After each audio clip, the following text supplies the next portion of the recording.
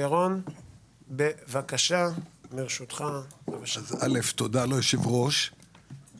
מי שאחראי לאירוע הזה, אני מוכן להודות, זה אני. זה לא עיסוקי, אני מתעסק בהייטק.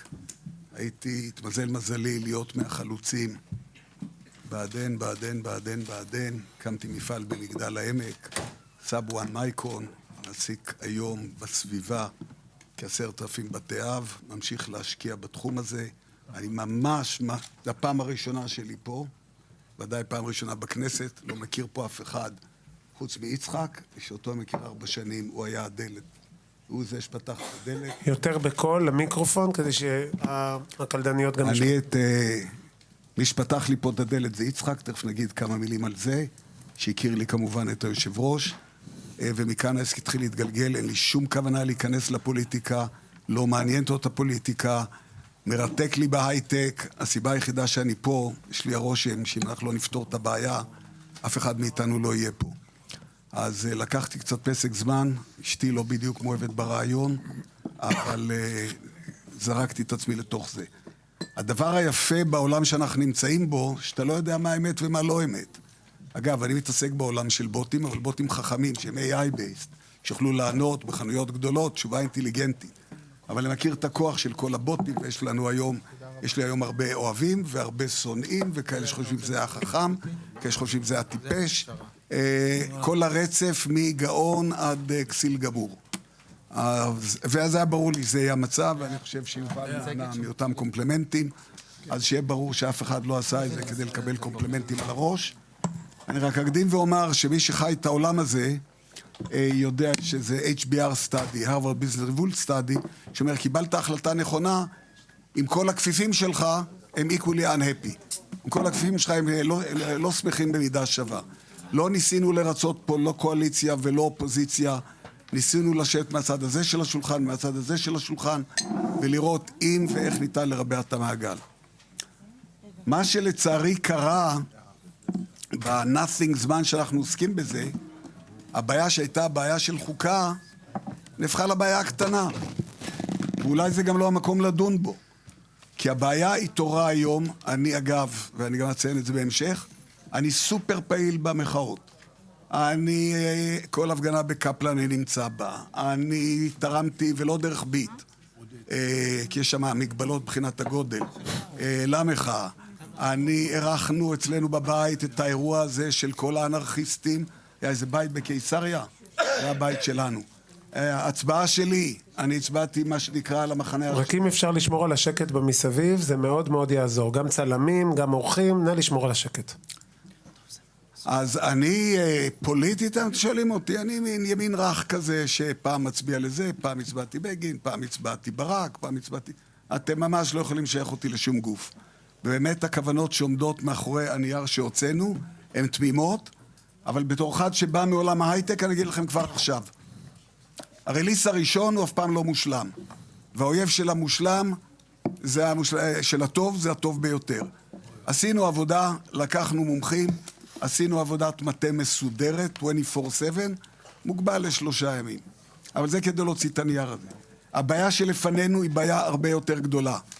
עכשיו, אני במקביל לזה שמדבר עם מנהיגי המחאות, אני גם נמצא במחאה עצמה, אני שומע את השיח. ומי שיודע מה קרה בכיכר תחריר, היו לנו את כל ההזנות ואת כל האלקטרוניקה, הכל עבד פנטסטי.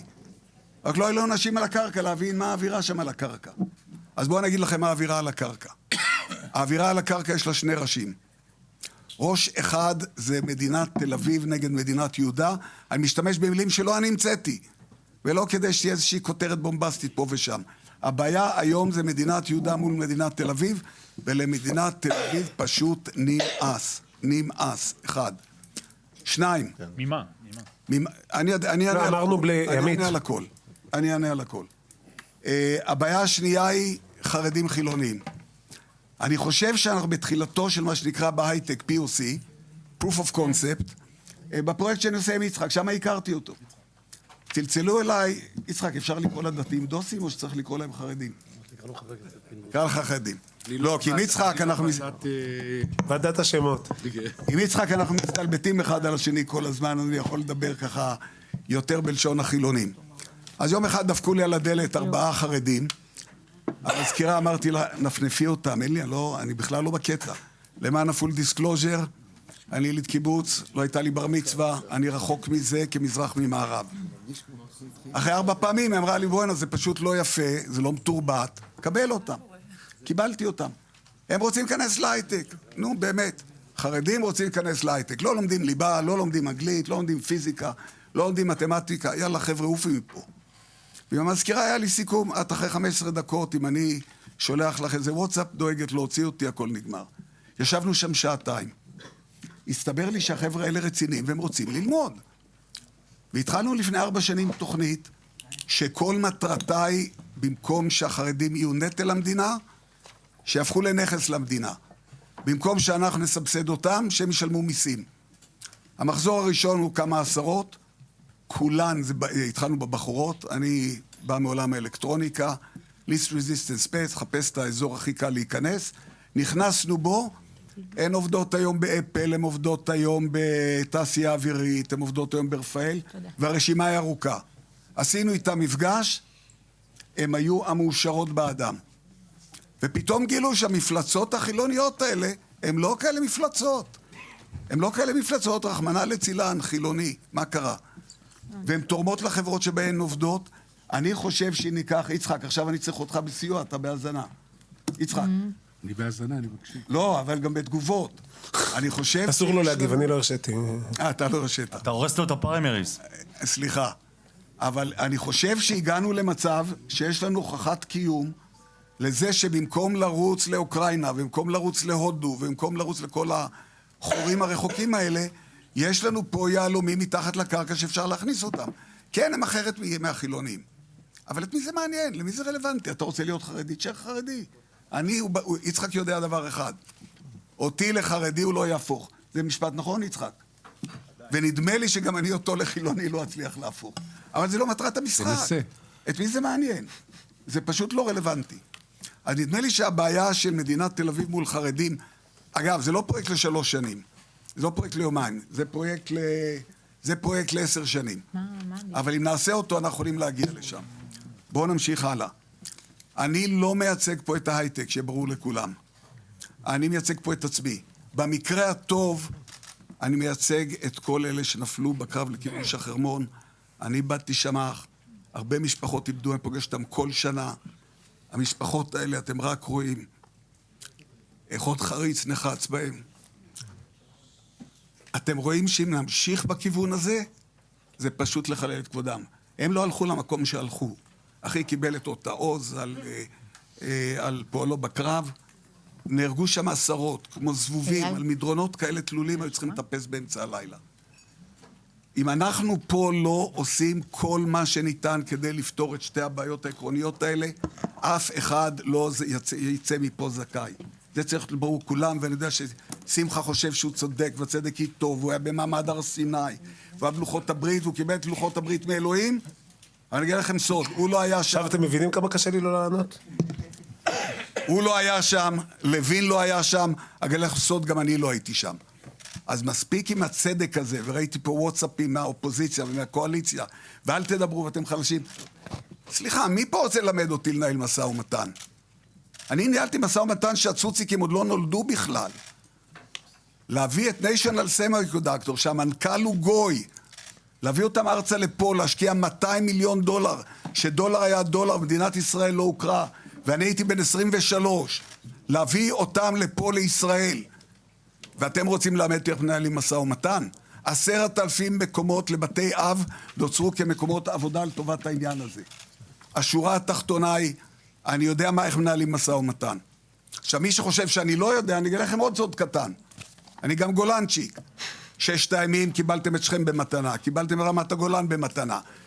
בהתשה פיקדתי על טמפו. מי שמכיר זה המוצב הכי קשוח בתעלה. ובמלחמת יום כיפור בסואץ. אז שלא יספרו לי סיפורים, טוב, חבורת נמושות, התקפלו מוקדם מדי. כל מיני כאלה שלא יודעים מאיזה צד של הקנה בכלל יוצא הכדור. שהפסיקו לקשקש כל מיני קשקשי המקלדת. אם אנחנו לא פותרים את הבעיה הזו, חברים, אף אחד פה לא קיבל את המשכורת שלו ביושר. אולי תרחיב על גיורא איילנד, שהיה חלק מהצוות, ונבין גם מה עמד. גיורא איילנד, תדברי את גיורא איילנד כדי לקבל תגובות מגיורא איילנד. אני לא התמניתי להיות דוברו. אבל השורה התחתונה היא, אנחנו לא יצאנו ידי חובתנו אם לא פתרנו את העניין הזה. אז משא ומתן, בבקשה, לא ללמד אותי איך לנהל משא ומתן. אני היום מושקע ב-13... על מה אתם מנהלים משא ומתן? אני היום מושקע ב-13 חברות הייטק, בסכומים אדירים. אבל על מה? זה עוד אלפי מקומות עבודה. ההייטק לא יהיה פה אם הרפורמה בצורתה תעבור. ההייטק מחפש, לא יודע אם הוא צודק או לא. גם לא אם היא תעבור ביוזמת הפשרה הזו. ההייטק גם לא יהיה פה, ב-61. אני אמרתי שאני... אנא, לא ללמד אותי מה הייטק, אנשים שלא היו בהייטק, בבקשה. ואפשר לגמור משפט כמו בן אדם, אז אני יודע לכם. גיאו, לא נוזפים פה בחברי כנסת, חי, חברת כנסת, ולא כל הידע אצלך. אז התפקיד שלי לנזוף פה בחברי כנסת שמפריעים לך. תודה, בבקשה, תמשיך. חצוף?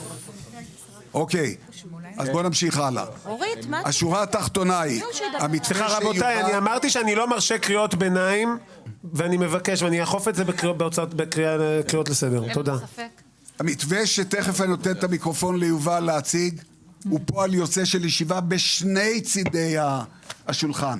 תדעו לכם, היו לי מחירות פנטסטיות, במיליוני דולרים, הייתה רק בעיה אחת. הלקוח לא הסכים לקנות.